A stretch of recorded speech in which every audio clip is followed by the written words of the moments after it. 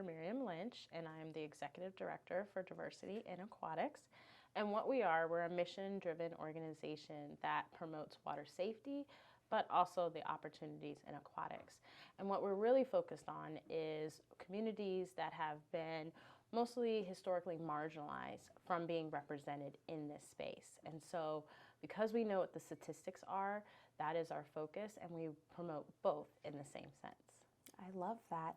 Yeah. Tell me how you got into this industry. Like, how did you come about this? We want to know the story. Yeah, it was quite a journey I did not expect to take.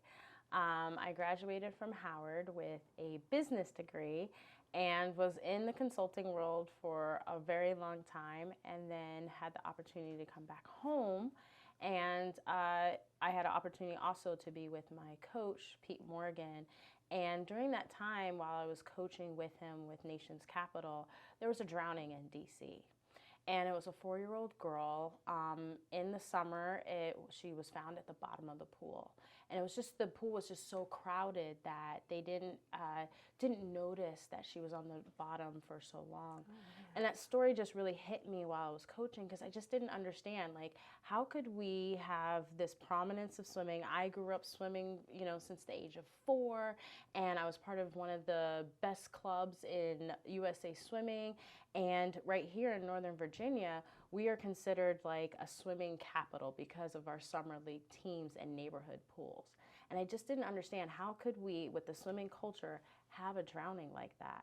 And so I just was, more inquisitive to it and trying to find out more information, and found out, wow, there really isn't a way that we're merging the gap between competitive swim and learn to swim. We aren't creating a better bridge for that and for our community. And so I had an opportunity to work with DC Public Government, and we organized our first Water Safety Day. And I had an opportunity to bring my kids that I was working with at NCAP to be my volunteers. And then we had over 150 families participate in this Water Safety Day. And then from there, I just said, well, what else can we do? And that's when I got an opportunity to join this organization, Diversity in Aquatics. It was just a network. I got to find out scuba divers who are invested interest in water safety, triathletes, harbor police, and more, that helped to really create a larger community of aquatics. All of us that are driven as a part of, we know what the statistics are. We know that there is a disparity in our communities, and we want to do something. And we want to show it through our passions of aquatics. And that's what that opportunity and what Diversity in Aquatics has fully done, and how we've been able to grow it. But that's how I got started, was just because I had a light within, and I was like, we have to do something. We want to make a change here. I love that you took that initiative for you to be the one to help make that difference in your community and just help others so that things like this don't happen, and so that more people can be aware. Yeah. So I love that. Yeah, it was just, and I will say I have to credit the people surrounding, because once we just made like, hey, you're a triathlete, can you show your triathlon club during this water safety event? It was just, that was where we created that community and all of us coming together. So it wasn't just me by myself, but just all of us collectively that wanted to just have an avenue to be a change maker. Absolutely. And then can you tell me a little bit about marketing that you do with your company? Like, how are you getting the word out? How are you educating people, whether it's through Instagram, YouTube videos, website? Tell me a little bit about that. Yeah, so the way that we market is mostly that we promote water safety. So our water safety, not only we're promoting it through our social media channels and talking about all the ways to be safe around the water through social media, but we're also going into schools.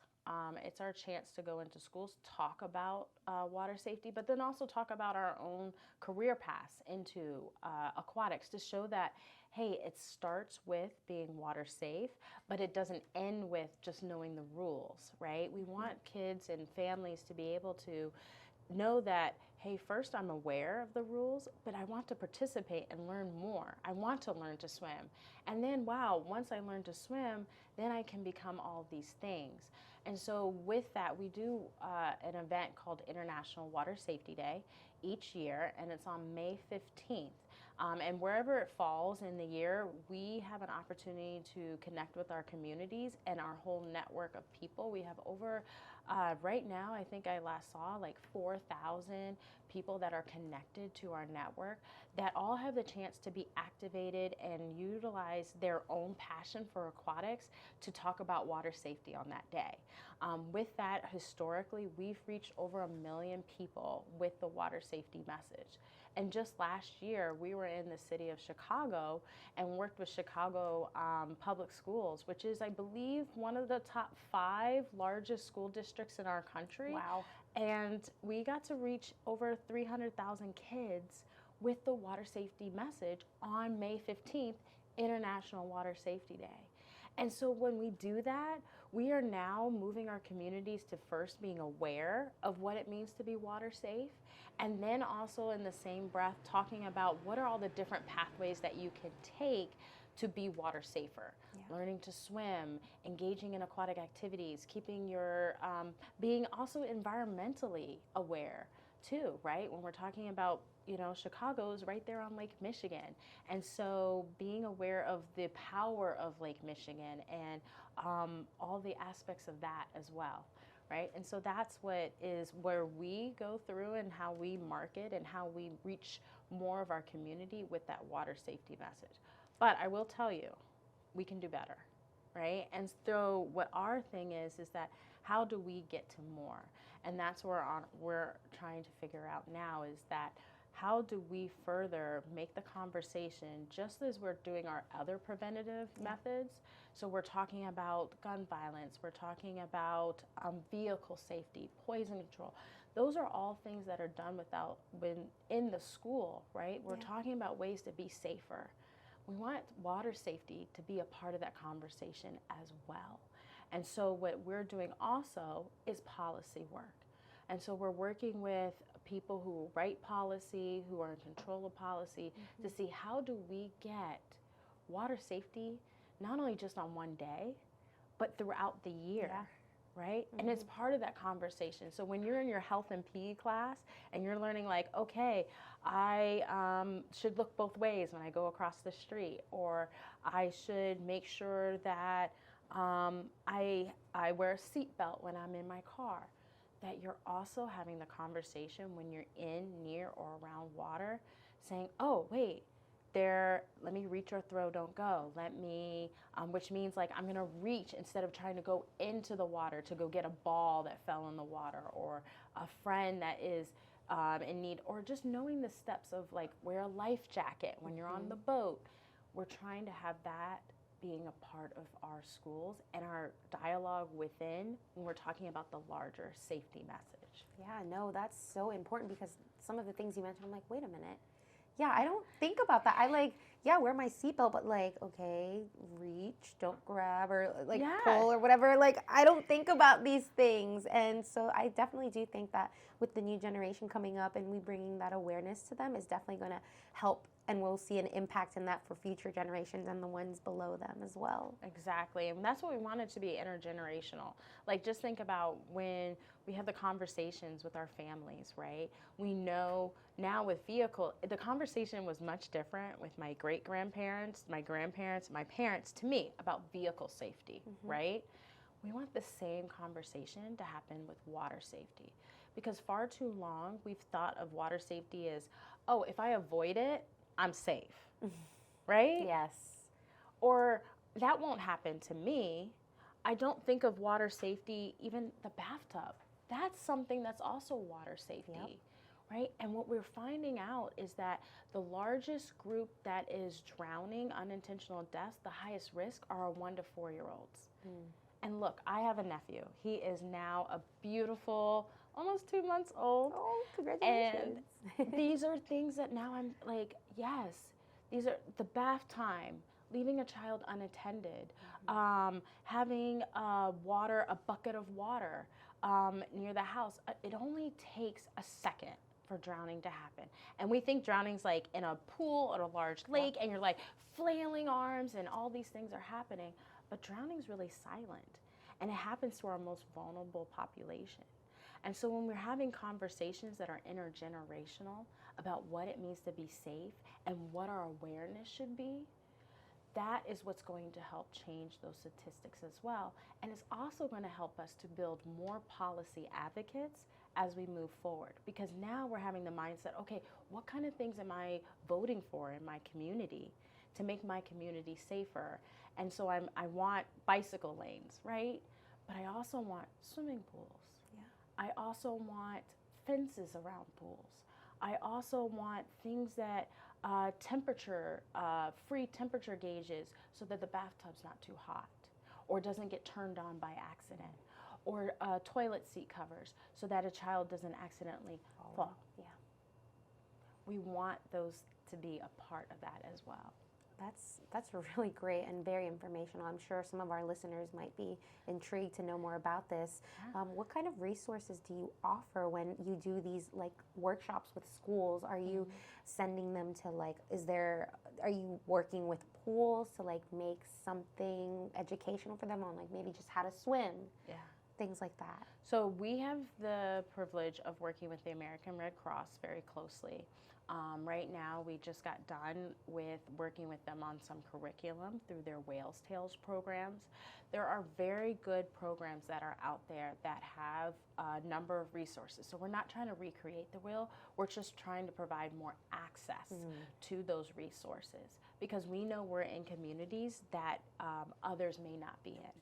And so that is us as an access point. Follow us on all of our social media platforms, whether it is on Instagram, Facebook, or more, and contact us, because there's so many different sources that we're privy to, not only the American Red Cross, Pool Safely, we're also connected to USA Swimming, and so many entities, US Water Polo, and more, that have so many resources that can build for what you need in your community. Because what we understand at Diversity in Aquatics, there's not one size fits all in this space. Every community is a little bit different in the needs that they have, right?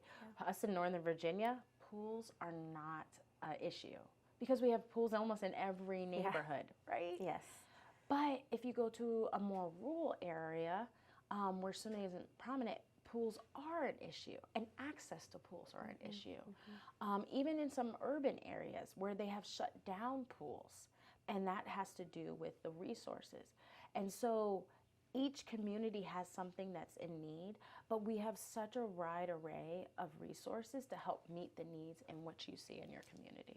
Okay, thank you for sharing that. That's great information there, that you offer like a little hub of information where like you need this with water, you need that with water. We'll help you with that. Exactly. I love that. Exactly. Now, who are you outside of helping your community overcome this struggle with some water? Oh, so outside of that, I'm a public educator. I'm going on year 20 in public education. Congratulations space. to that. Thank you. I love it. I love what I do and working with schools, especially with our educators. So that is my outside of this work, because for us in Diversity in Aquatics, we see just those connections, right? And I've had the privilege of wearing both hats within this organization. And so outside of that, I'm also a swimmer. So I swim. I love to be in the water. I want to float in the water. I want to be in the So you're basically ocean. Little Mermaid.